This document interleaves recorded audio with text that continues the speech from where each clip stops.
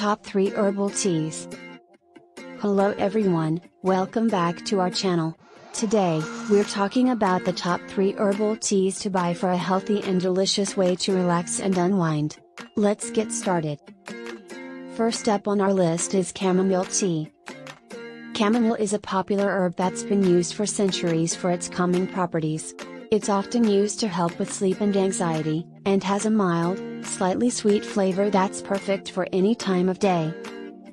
Chamomile tea is also a great choice for those with digestive issues, as it can help to soothe the stomach and ease discomfort. Next on our list is peppermint tea. Peppermint is a refreshing herb that's often used to help with digestion and bloating. It has a cooling, invigorating flavor that's perfect for a natural pick-me-up, and can also help to relieve headaches and nausea. Peppermint tea is a great choice for those who want a caffeine-free alternative to coffee or black tea. Last but not least is ginger tea. Ginger is a powerful herb that's known for its anti-inflammatory properties. It's often used to help with nausea, colds, and sore throats, and has a slightly spicy flavor that's perfect for a warming, comforting drink.